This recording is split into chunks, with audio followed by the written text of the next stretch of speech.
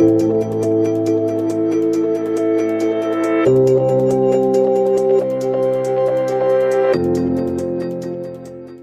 very happy to be here today. We have 4 tremendous panelists here, and each one of them are running businesses that are building the future at this very moment. So I just wanted to have each one of them introduce themselves and tell the audience what they're doing to make future possibilities happen. Hello. Oh, that worked. I'm John Hane. I run a company called SpectrumCo, which is a consortium of broadcasters that is founded to be a for-profit company and exploit the capabilities of the new ATSC 3.0 standard by developing new applications and services that reside entirely outside the core business of broadcasting. So, as you heard from the last panel, there's some balkanization in the broadcasting business, structural issues as a result of the many, many decades of heavy federal regulation and particularly the ownership rules that result in some very complex relationships within the industry because it can't consolidate. We're sort of carving ourselves out of that. We're not involved in the core business. We're just working on the new stuff where we can work together. Right. Hi, I'm Minkarah. I'm co-founder and CEO of a company called Transform. Transform is an AI for media company. Very specifically, we look at the critical elements inside a video, and we tie those elements to performance, which could be linear or could be digital. What we're deriving from that is what resonates with an audience. So all we're trying to do is grow audience, more time, more eyeballs with your content, therefore more revenue for you. But I will say that my background is from broadcast, and I care very deeply about local news. And that's one of the things that we work on. Can we help you grow your local news? Can we help you super serve your community if you know what resonates with your audience in your community? I'm Patton. I work with Verance, and we are a watermarking company that helps power interactivity, addressable advertising, all sorts of new technologies, heavily tied into the next-gen TV standard. We're doing work both in the United States as well as across the world to support all of the new things that are on the horizon for television. So we're excited to support next-gen TV and other open standards. We're a company that's very focused on supporting open standard technology and helping broadcasters and everyone across the television space take advantage of some of the new tech coming in the future. My name is Schelle. I'm Managing Director of Pearl Television. Pearl is a business organization that was established over 10 years ago by 8 of the larger broadcast station groups in the United States. We cover about 2/3 of U.S. households. The leadership of these companies recognized some time ago that consumers are viewing content. They're heavily watching local news that they produce and other content in partnership with networks, but shifting viewing and would recognize that the platform we currently are on, our current standard at known as ATSC 1.0, which was, sorry, there's something flying around me, incubated, IPA'd in the 80s and implemented in the 90s, simply couldn't transform our business. And so we've been working on development of the next generation television platform, ATSC 3.0, with the networks in an open test bed in Phoenix. Like you've probably heard about the 20+ television models that were announced at the Consumer Electronics Show. So we're focused on getting that platform out there. It's a platform that I hope and encourage and see SpectrumCo taking advantage of in the future. Okay, so lots of great things happening here with all of our panelists. So John, as we look at next-gen TV evolving, how do you see the evolution of next-gen TV vis-a-vis 5G, which is also another new technology being seeded today? 5 years from now, how do you see the two of them sitting next to one another? Yeah, I think it's interesting that you asked about 2025. That's a big inflection point in our model specifically, and our optimistic model is that the current president is coronated king in January of 2025. All the 5G spectrum is reallocated for broadcasting in a one-way Twitter feed. In that case, ATSC 3.0 is the dominant radio communication technology in the United States, and we're just rocking it. Everything's great. What are you thinking? The less optimistic model. Do you agree with that? The less optimistic model. Really, the way, I mean, I think the way to think about 5G evolution and ATSC 3.0 evolution, if the wireless carriers do their job right, then nobody on the consumer side, or even for the most part on the commercial side, really recognizes 5G. It's just marketing. Just the way you really notice 4G versus 3G, it just works. You know, they're able to move into more markets or expand, really for the most part, expand into markets they're already in and do a better job of satisfying the demand as it grows. If we do the right job on next-gen TV side, then not only the consumer side looks wildly different and better, it also enables a more robust broadcasting to move into the future because we can do things that the current platform really strangles us out of doing. So it looks a lot different, for broadcasters, both on the back office, raw business side, because our whole business operates differently, more effectively, and we're also, no longer a service-specific platform, but we're a service-agnostic platform and operating other business in addition to TV, so that television can still actually be funded and be made free to air to people. And if I may take 30 seconds and comment on the last panel, I've done a lot of retransmission work on the cable, the biggest cable out, the biggest MVPDs and some of the largest broadcasters. What you're paying for when you pay fees, whether you pay cable fees or retransmission fees, you're paying for content. That's the cost on both sides. The difference, if you try to regulate content payments on the broadcast side because of this public interest theory, then what you do is you strangle that content out of the broadcast platform where it is in fact available to anybody that wants to get it for free. They can do it if they opt to do it.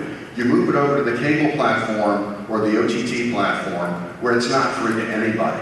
So broadcast is inherently, I'm not saying pick one or the other, but one is inherently egalitarian and the other is not.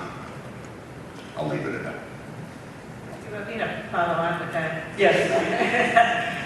So John's absolutely right about thinking of the future between next-gen TV or the ATSC 3.0 platform and 5G. It's complementary.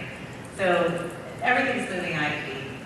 So broadcasters are moving IP, and that's the beauty of this new platform. So it's easy and much easier for us to be able to integrate on a software level and other levels within the infrastructure. We're not that different in terms of those integration points. So again, the one-to-many platform is very powerful for certain use cases. The one-to-one which the carriers have is also powerful. You put the two together and you've got a great complementary service. And so you'll start to see, certainly in the IoT world, such as automotive, looking to use the best distribution pipe for the best use case. And that's the future. Okay, Ramona. Did I get that pronunciation properly? Randa. Okay, Randa, sorry, I apologize. Randa Panda. Okay. That's how you get people to remember it. Okay. That was true. Well, the pandas are under threat and...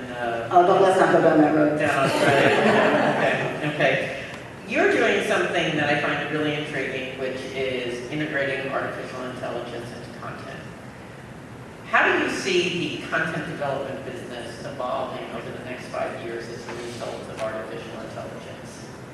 I think it's being used quite a bit, but it's being used currently quite a bit by the ones that have data in their DNA, which is going to be the Netflixes and the Hulus out there. And they are sweeping audiences, right? They are garnering a great deal of audience using AI already. So what I do see is with the proliferation of so much content and so much streaming, you're going to see it starting to, in the next few years, become just part of the process. And the reason, I mean, what is AI? It's machine learning, it's teaching a machine to think like a person. There's a massive amount of data out there. 3.0 is going to bring to broadcasters even more massive amounts of data. You have to know what works. And you have to know what works in incredible and simple fashion delivered to companies, content companies, whether that's a network, a broadcaster, it doesn't matter. In the workflow, the way they're used to seeing it. So it's insight that is actionable, and you will see more and more of it. Because in order to survive, you have to figure out what does your audience really want to see, what resonates, what works and what doesn't. It's not using artificial intelligence to supplant creativity. I don't believe that can be done. I don't believe that should be done. But what if you could do some simple things, like know if 4 locations inside of your series is just too many, you could do 3. Or if you find out that guest stars are really not moving the needle, and you go back to your writer's room and tell them, you don't have to write in a guest star because it doesn't hold the audience over time. That makes the creative folks pretty happy because now they're free to do what they want. On the local news side, if you can prove, and this is a true story, it happened to me, where we had a new news director and a new general manager in the market. The news director did a whole bunch of research, came back and said, in this market, dogs and boats are pretty critical. And the GM said, well, I don't care, we're just investigative and you can't use it.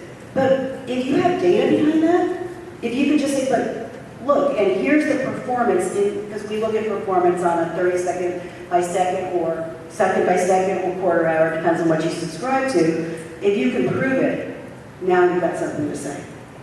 Are a lot of local news operations subscribing to your service at this point in time? I would say not a lot. We have very large groups, we have a couple of smaller groups, I can't tell you who they are, but we're getting there, yes. Picking up. Yeah, I think the market is finally starting to understand, even if it's simply tagging the video with very, very relevant information. We've been up, we've had video looked at, our video, they've sent us a sample of video, and we've tagged it and sent it back, and ours is very relevant to the industry because we can't apply it to anything else.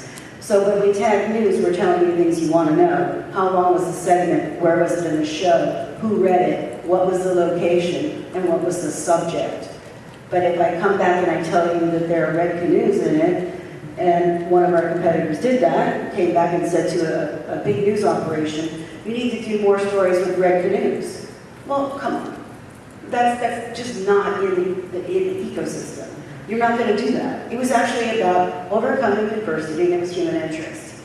And if you know it plays in your market, then share that. Okay. Great. Jason, you're doing a lot of interesting things to help power interactive TV advertising. Not only are you doing your watermark with Pearl and some of the other next-gen TV stations, but also you are now a participant in Project OR. How do you see addressable TV advertising evolving over the next 5 years? Where are we going to be? Yeah, I think that 2025 year comes up across the board on this panel, and it's an exciting time. Right now, when you look at sort of the television market spend right now on advertising, $70 billion or something like that, and addressable advertising, $2 billion over the past year, maybe projected to be $3 billion in 2020. 4% of that $70 billion. There's a lot of room for growth. And I think one of the exciting things about these different standards, whether it's OR, which stands for open, addressable, ready, we're a big supporter of any open standard. So that includes ATSC 3, which we're excited about as an open standard for broadcasters and the whole sort of television ecosystem. We do a lot of work with HBB-TV. In Europe, DVB has a CMTA, commercial module targeted advertising group that we're being incorporated into as well. But the concept is, in this world of ATSC 3 and next-gen TV, anything you can imagine that happens on the internet, you can do on your television. And And this is across the board. It goes for content, it goes for advertising. We're excited about all the possibilities of content. In advertising, one of the reasons for excitement is it's a potential revenue stream. And everyone across the board is, how do I monetize? How do I monetize? And this is an area. What we do as a company, we provide an audio watermark and a video watermark that allows metadata and triggers to make it all the way through to the television receiver. This means that things like presentation tags, SCUDdy tags, all can be received all the way down to the receiver. So you can do addressable advertising across every television set that is sort of newly made over the next 5 years. It's going to be a huge marketplace 5 years from now. And so we're excited, you can do addressable advertising in ATSC 3, you can do it with Project Door. We're looking to support all those standards. And I think the big thing to know is that for television, they're now playing catch up against what Google and Facebook and the internet can do. And we are excited to work with everyone across the TV ecosystem to provide a competitive, on-par offering. And we're seeing interest from advertisers and from programmers. And everyone knows what they can do on the internet, and they're excited to do it on TV. And it's, by 2025, going to be commonplace. And that's the exciting thing. So what percentage of the overall TV advertising market do you think addressable represents by that time? So then, I'm always conservative on estimates, but maybe it's 25%, which we're expecting. Okay. And does TV advertising continue to grow as a result of addressable TV advertising, or is it? There's only so many people, and there's only so much of a market. But I think by being competitive and making sure that you're ready to provide the best experience to everyone across the ecosystem, it's a huge opportunity. So Anne, I know you've been working on a number of you've been exploring a number of different business models for next-gen TV. Thinking out, and there are a number of them, a lot of them are very compelling. When you think about the next 5 years, what do you think is going to be amongst the most exciting of the business models that you're exploring? All of them? I don't think you can think about it that way. So how we think about next-gen, this platform, it's an overlay on our existing platform. So we're collaborating, allocating spectrum in a collaborative environment where we're enabling the next-gen services to ride on top of essentially our current TV services.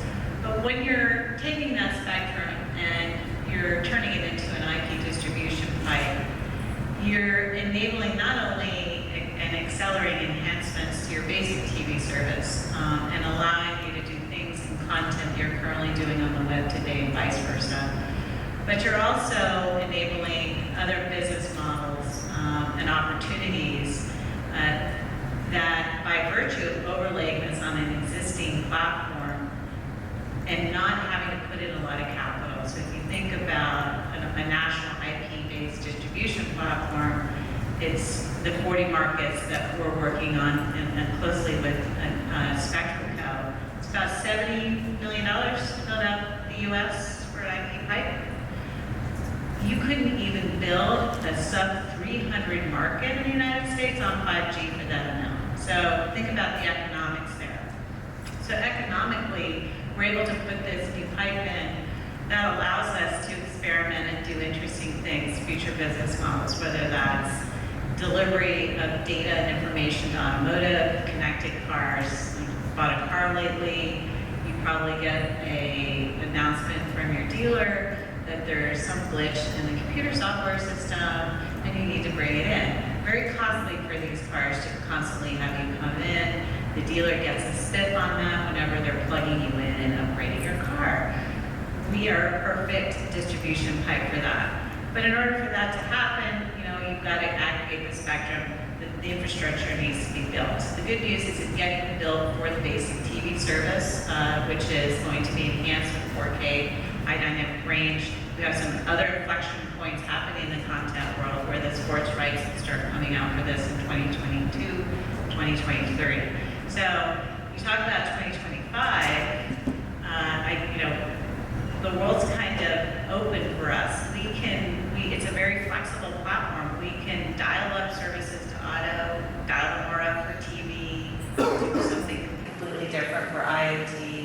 it's so flexible that it will allow us to react to the marketplace. And that's what's so powerful about it, in my mind. Now, what percentage of U.S. television sets do you think will be next-gen TV by 2025? So there's different predictions. I mean, it depends. So right now we're at the top of the 20 models that got announced are not completely at the top of the pyramid, but they're for AV enthusiasts, AV intenders. They're above $2,000. The minute you drop below that into the sort of Vizio type of range, and you're at Costco, you're between $500 and $800, you really start to scale. 40 million TV sets were sold in the United States last year, and over 90% of those were connected. Another important point about this new platform is it's for hybrid television services. It's a connected environment. So that allows us to deliver both an OTA, and an OTT experience combined. So lots of capabilities in there. A lot of what Jason's watermark delivers enables us to do interactive and delivery of more information, and to produce, content and shows that are using that experience. And even if you think about what Randa's doing, it's an application, so we can follow how the consumer is, where they're clicking in the application, what they care about, the performance, finally we'll have performance metrics, and we can really understand how the consumer is using that to bring them better, more content. In our world, it's better news, more local news, more information in the way they want it. They can personalize it, they can customize it. So everything that you're used to in an internet environment will be available in a broadcast TV environment. So all of these things, I'm kind of running around. I have projections, but I'm not going to give them. But it's all right. Okay. But you can scale. Can't put it down for asking. It can scale very quickly. It just depends on what we want to do as broadcasters, frankly. But it's going to create a massive amount of data. And without AI, that data will largely be very difficult to super serve the audience with. So that's where we come in as that back end to help you really use it in real time and serve it and super serve your community. Just to follow up on the previous privacy panel, broadcasters right now probably have some of the best policies around. They're very trusted with their brands in the marketplace. If you talk about a broadcast TV brand, they are the most trusted. We are about the delivery of trusted news. Our issues are not, in terms of publishing our news content, our issues are with the digital platforms who are not giving us any information about what's happening with our content. We're forced to be on those platforms because that's where the consumers are. Hopeful that Congress does something about this situation, but doesn't do it in a way that it ends up hurting publishers because we need to monetize our news. It's not inexpensive and trivial to produce local news in a marketplace. If you think about it, those video trucks are the ones that take all that video up to the syndicated platform. So we're hypersensitive about that. In terms of what we can do at ATSC, will be privacy compliant. We are watching those California laws. But today, broadcasters have websites, they're in the market digitally, they get this, but they care most about their consumer and they care most about the delivery of trusted news. Randa, one other question. We have peak TV today. Do you think we have peak TV in terms of, what was it, over 500 series that were produced this past year?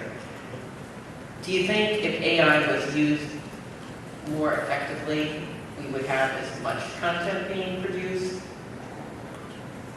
That's a great question. I think that we would still have a preponderance of it created because there are, for instance, Netflix, I hate to keep bringing them up, but they are very interested in the long tail. They know exactly why they are licensing or creating what they're creating, and it's a different game. So as long as there are people creating content, it's just going to keep going. This is the golden age of television in the sense that there's a great deal of good content. I think that for those that care more about audience and monetizing the content, you will see the use of AI proliferate. For the the YouTube channels out there, they're just going to continue to grow. I don't think it's going to affect that until they get larger. When there's money at stake, AI will play. It's a great way of talking about it. Other future predictions that people would like to gander at or guess at?